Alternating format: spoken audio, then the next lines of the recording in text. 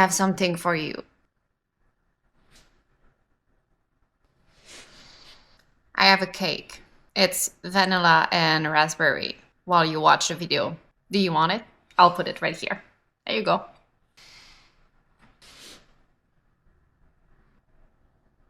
Do you like it? Great.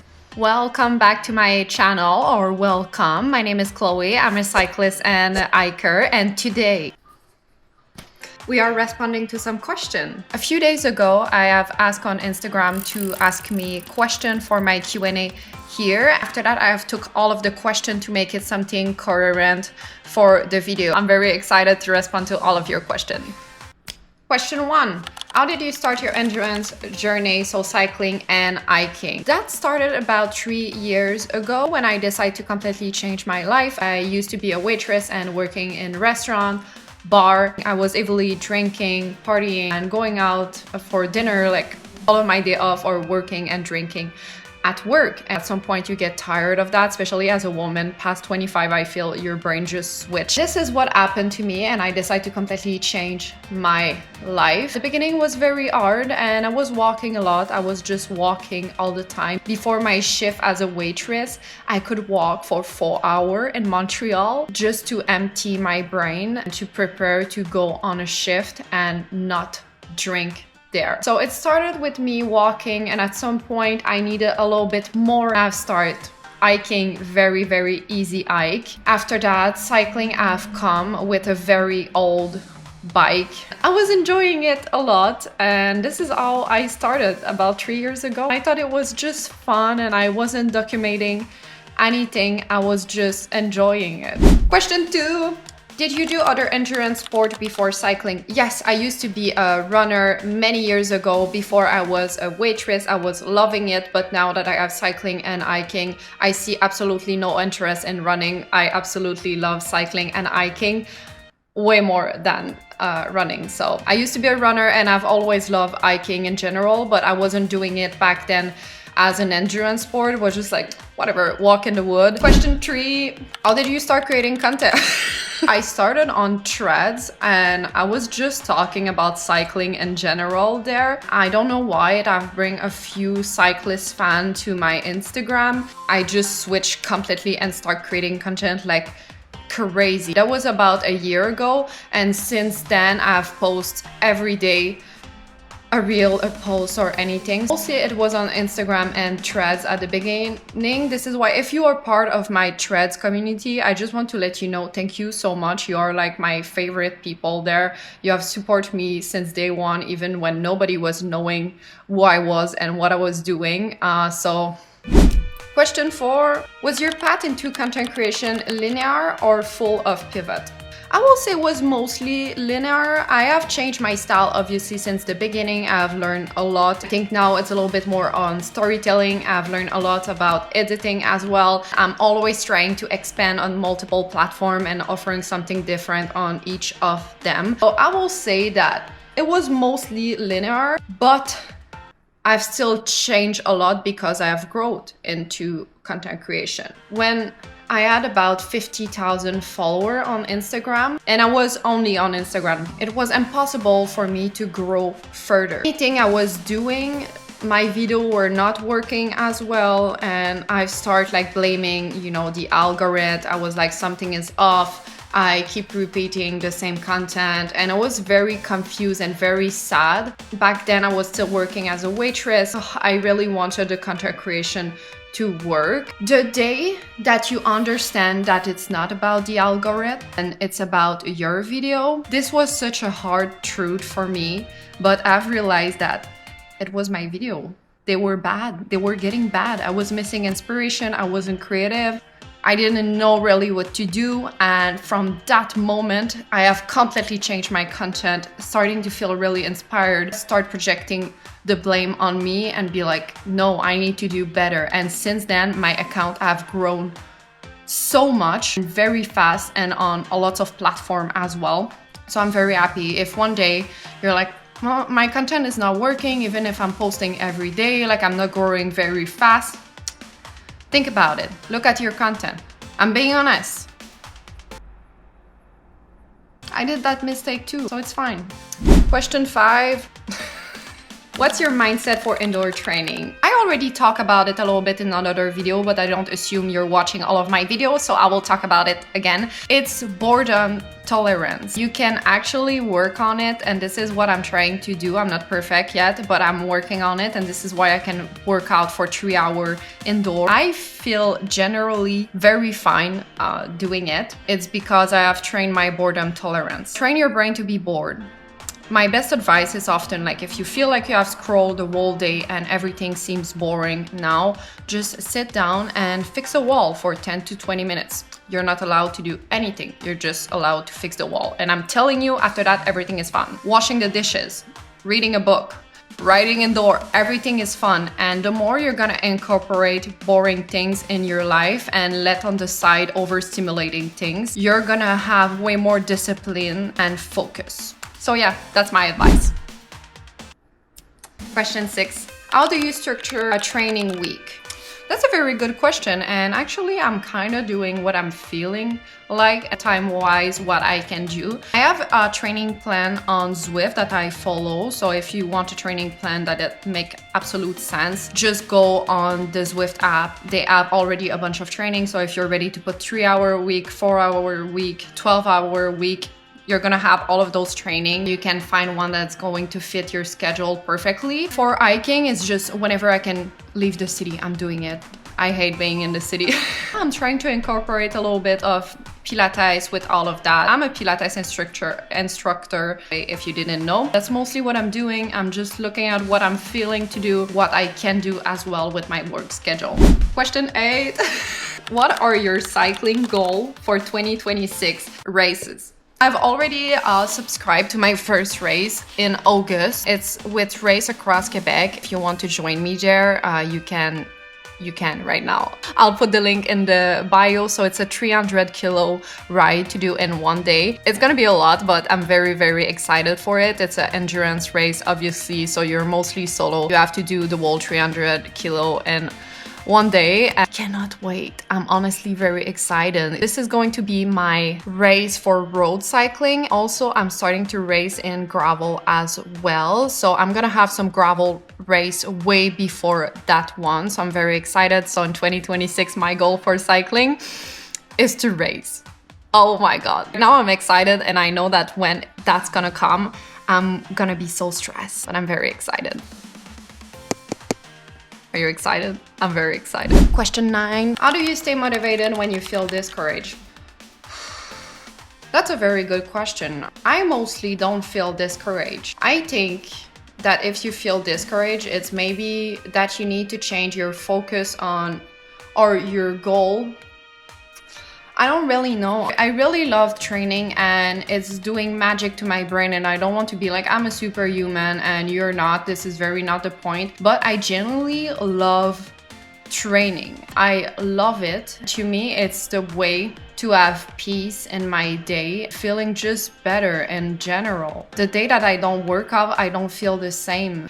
I will say maybe to try to work on enjoying your workout and seeing the small progress as big goal.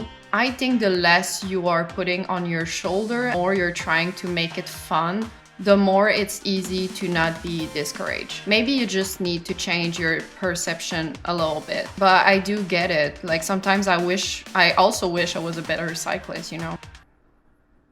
Anyway, question 10. Were you scared to upload content? No. I guess this have helped me so much as a content creator. I never really cared of what people think of me. I'm not a big like social all over the place person. I'm kind of just doing my thing in secret. I'm not really out there doing crazy thing in my daily life, and especially when I started content creation. I was still a waitress. I'm pretty sure some people were making fun of me and are still making fun of me for my content. You know what? I don't care. Content is fun. I love making content, and even me, sometimes I'm watching at my old video, I'm like, damn, I don't look very smart. It's fine. It's fine. I think the second that you start to understand that even yourself, you're gonna make fun of yourself in the future, I'm still alive. I still find it very fun. And even when I come on new platform like YouTube right now, I don't have that much people that are watching me. I still enjoy creating content. These are all new people that are learning to know me. And sometimes maybe some people are like, I really don't like this girl, but it's fine because I have some of you that are like, hey, you know what? I love her content. Create content for the positive, not for the negative. And I'm telling you, you're gonna go far. Question 11.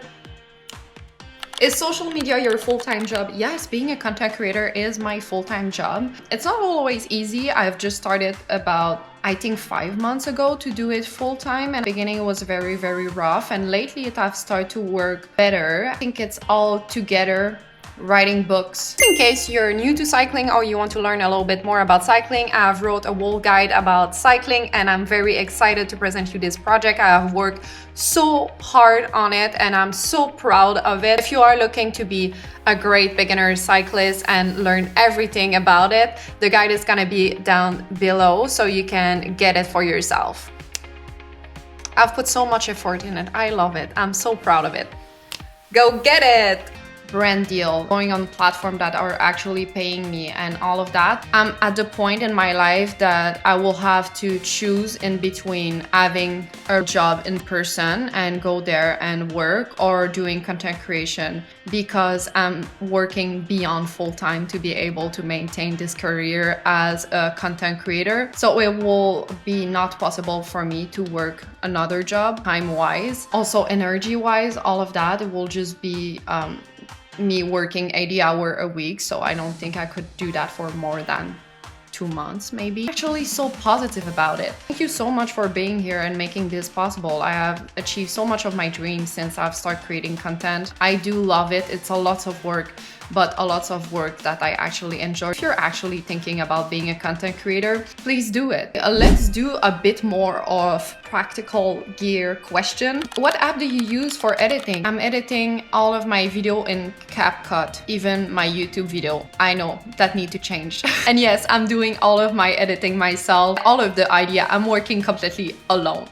I have my friends that sometimes take very, very good photo of me. So if you see that the photo are very professional, it's not me, it's my friend that took them. Question 30. Do you film with your phone or a camera? I film with a camera and sometimes with my phone. All of YouTube video are filmed with my Go Ultra. Instagram, it's really depend. I'm using a bunch of different camera, mostly my phone or different camera from Insta360. I will put the link in my bio if you want to use it. Question 14. What backpack do you use for hiking? This one, it's the Movement 26 from the North Face. You even have like a cover for when it's rain. I absolutely love this backpack. Sadly, I don't think they do it anymore. I haven't been able to find a link in 3 years, and many people that have tried as well to buy the same one are not able to buy it. It's a very perfect bag and I have no idea why they stopped doing it, because it's awesome. I'm sorry. Question 15. So honestly, I have no idea where we are right now, but I think we are at question 15. How do you pack your backpack? That's a good question. So I always put 2 bottles of water, obviously. On this top here, I often have my headlamp, snack, the whistle, but it's supposed to be somewhere else. It's just I've broken. Inside, I always have glove, rope, survival tent, hot pocket, hot blanket, anything that you need for survival. Maybe I'm gonna do a small guide about that, and also layering during winter. If it's something that interests you, please comment it down below. In the front here, I have my wolf bear spray. I only have black bear here. I have a knife. I have also my bear bell. Question 16. What bike brand do you ride? How did you choose it? I'm currently riding a Trek the Man. It's SL5, so it's full in carbon, and I have picked it back then because I wanted to do a little bit more long ride, and I absolutely love it. If there is anything, I will just like to change the wheel. I love endurance bike. So yeah, how did I choose it? I just went to the shop and I was completely lost because I had no idea what was going on with cycling in general. I wasn't following any cycling influencer. I had no clue what I was doing, so I just went there and I was like, hi, I need a bike, but I want to kind of take it seriously. Can you please guide me? And they were awesome. They have suggested me this bike and I still love it. They were very kind and they didn't make me feel small for not knowing anything.